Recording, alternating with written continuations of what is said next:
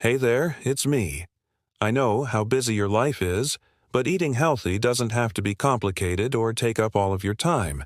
Today, we're going to talk about the basics of meal prepping, how to plan ahead, how to cook once and eat twice, how to make your grocery list, and so much more. And if you stick around till the end, I'll show you my favorite meal prep hack that will save you so much time during the week. If you are new here, I am a doctor. I am an emergency room doctor who treats everything from COVID to gunshot wounds, burns, you name it. I created this platform to help you avoid the ER and the hospital at all costs because I believe that you are the best patient for yourself. So make sure you follow for weekly content that keeps you and your family safe and healthy.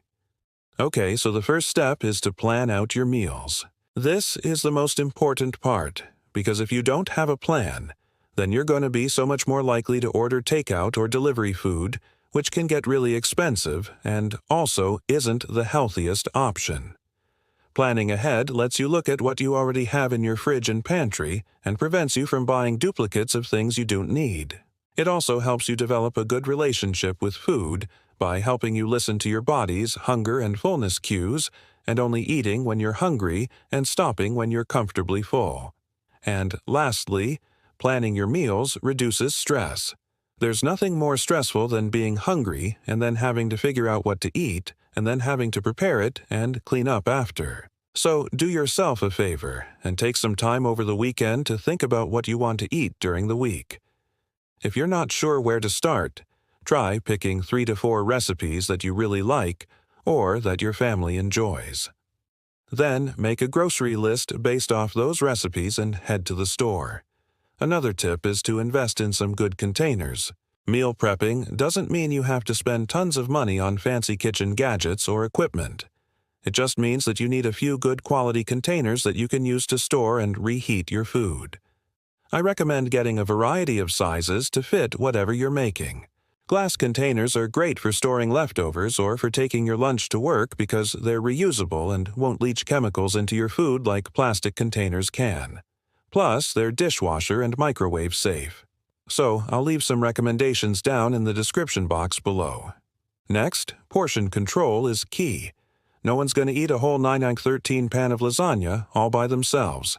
That's just not realistic. So, it's important to divide your food into smaller portions so that you do not get overwhelmed or tempted to eat too much at once.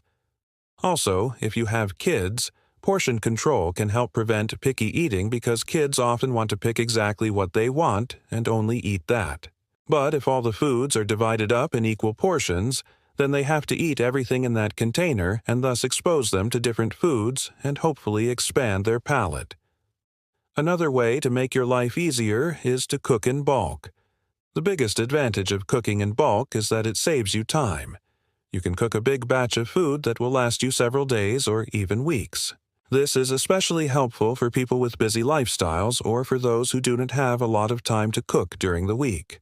For example, you could roast a chicken and then use the meat for multiple meals throughout the week. You could make a big batch of rice or quinoa and then use that as a base for different dishes. Or you could cook a bunch of vegetables and then use them in salads, stir-fries, or as a side dish. You could also double or triple a recipe and freeze the extra portions for later.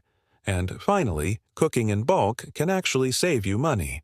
When you buy ingredients in bulk, you usually get a lower price per unit. So buying a large bag of rice is cheaper than buying multiple small bags. And when you cook a big batch of food, you can use up any leftover ingredients so nothing goes to waste. Speaking of making a big batch of food, let's talk about freezing. Freezing is another great way to save time and reduce food waste. You can freeze individual portions of soup, stew, chili, or any other dish that you want to eat later on. Just make sure to use airtight containers or freezer-safe bags to prevent freezer burn. And always label and date your containers so you know what's in there and how long it's been frozen. When you're ready to eat, just thaw the meal in the refrigerator overnight and then heat it up in the microwave or on the stovetop. And this brings me to my next point, which is that you should be cooking with versatile ingredients. Like I mentioned earlier, chicken and rice are great examples of this. They can be used in so many different recipes, and they're really easy to prepare. Chicken can be roasted, grilled, or baked, and rice can be cooked in a rice cooker or instant pot. You can also get really creative with your veggies. Most veggies can be roasted, steamed, or stir-fried, and they're all packed with nutrients.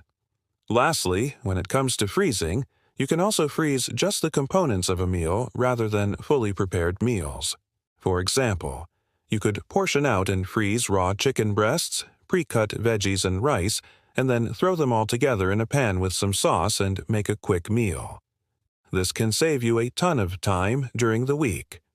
And now for my favorite meal prep hack, which is to make one big meal that you can eat in lots of different ways. This is the best way to ensure that you have a healthy meal ready to go without having to spend a lot of time cooking. For example, you could make a big pot of chili and then eat it as is, put it on top of a baked potato, or use it as a topping for nachos. You could make a big batch of meatballs and then serve them over pasta, rice, or zucchini noodles, or use them to make a sandwich or wrap. You could also make a giant salad and then add different toppings each time you eat it. To make it more interesting, grilled chicken or tofu, hard-boiled eggs, canned tuna or beans, anything that you have on hand can make a salad more filling and satisfying. I hope these tips were helpful and make meal prepping a little less daunting for you. Remember, you don't have to be perfect. Don't get overwhelmed and don't give up if you miss a day or two. Just do your best and try to make healthy choices most of the time. If you enjoyed this content, please make sure you like and subscribe. As always, stay happy and healthy.